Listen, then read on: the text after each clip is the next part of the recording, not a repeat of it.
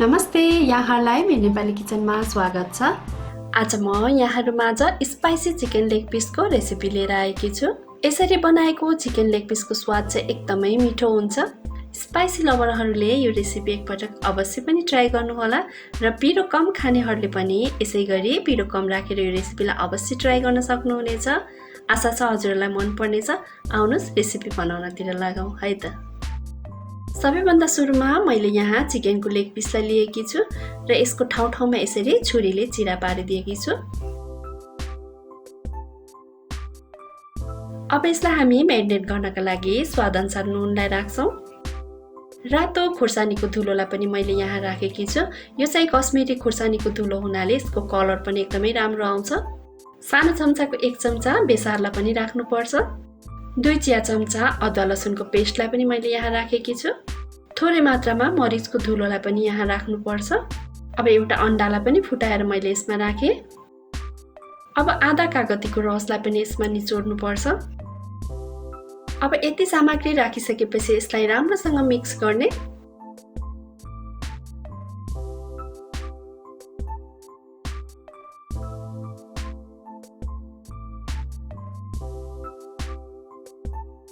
अब यो chicken marinate भइसकेको छ। अब यसलाई छोपेर हामी 1 घण्टा जति फ्रिजमा राख्छौँ। अब 1 घण्टा भएपछि यसलाई फ्रिजबाट बाहिर निकाल्ने र यसमा 2 देखि 3 चम्चा मैदा अथवा कर्नफ्लोरलाई राख्नुपर्छ। अब यसलाई पनि चिकनको सबैतिर लाग्ने गरी मिक्स गर्नुपर्छ।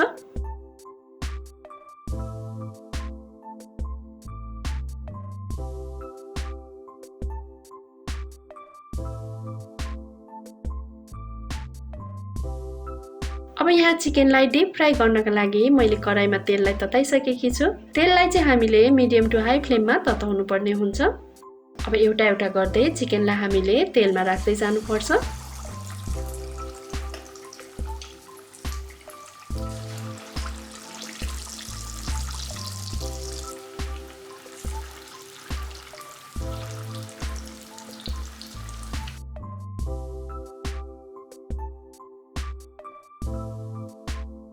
अब 4-5 मिनेट एकापट्टि फ्राई गरिसकेपछि यसलाई हामीले अर्कोपट्टि पनि फर्काएर फ्राई गर्नुपर्छ।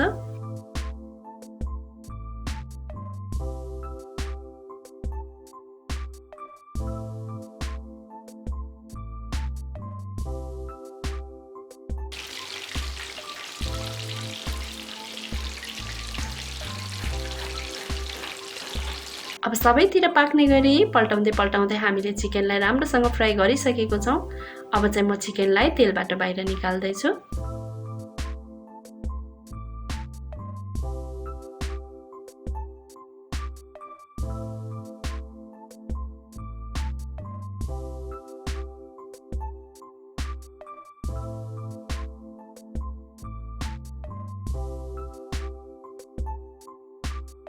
यसरी नै हामीले बाँकी रहेको चिकनलाई पनि फ्राई गर्दै जाने।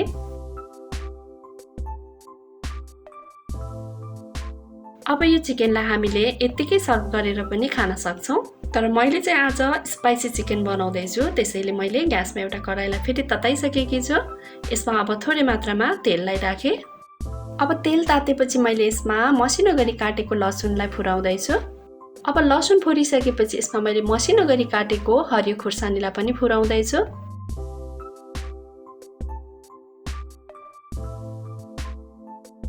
अब चाहिँ मैले यसमा 4 देखि 5 चम्चा टोमेटो केचपलाई राखेँ।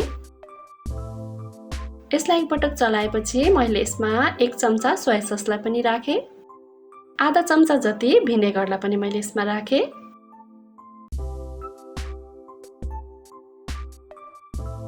अब यसलाई धेरै जल्न नदिकन एउटा कचौरामा अलिकति पानी लिने र यसमा 1 चम्चा मैदा अथवा कर्नफ्लोरलाई राखेर राम्रोसँग घोल्ने र यो घोललाई अब यो ससमा राख्नुपर्छ। र यसलाई राखिसकेपछि एकछिनसम्म यसरी नै चलाउँदै पकाउनुपर्छ। र यो धेरै नै बाक्लो भएको जस्तो लाग्यो भने यसमा हामीले फेरि अलिकति पानी थप्न पनि सक्छौँ। अब यसमा मैले थोरै 1 चिम्टी जति नुनलाई पनि राखेँ।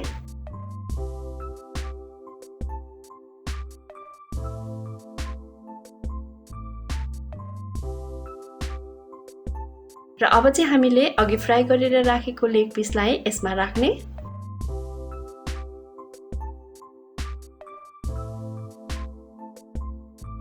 र चिकनको सबैतिर यो सस लाग्ने गरी चलाइदिनु पर्छ।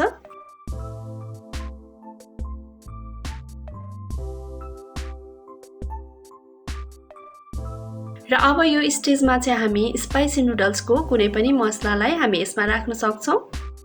मैले यहाँ पिरोको सुक्खा मसला र लिक्विड दुईटैलाई राखेकी छु। हजुरहरूले यसमा करेन्ट अथवा 3x 2x कुनै पनि नुडल्सहरुको चाहिँ स्पाइसी यो मसलालाई यसमा राख्न सक्नुहुनेछ। र यो स्पाइसी मसला राखिसकेपछि ग्यासको फ्लेमलाई अफ गर्ने र यसलाई एकपटक फेरि राम्रोसँग चलाइदिनु पर्छ।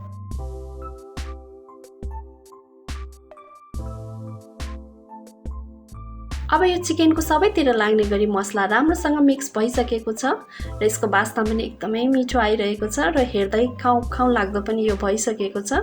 र हजुरहरू कतिको पिरो लभर्स हुनुहुन्छ र एकदमै पिरो खान चाहनुहुन्छ भने चाहिँ यसमा हामीले अझै पनि मसलालाई यसरी नै स्पाइसी मसलाहरूलाई एड गरेर खान सक्छौं।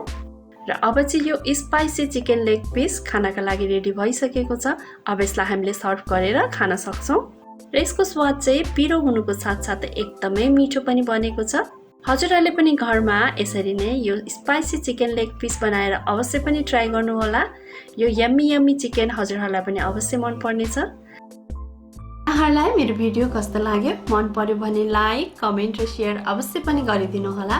यहाँहरूले मेरो नेपाली किचनको फेसबुक पेज र इन्स्टाग्राममा पनि मलाई फलो गरिदिनु होला।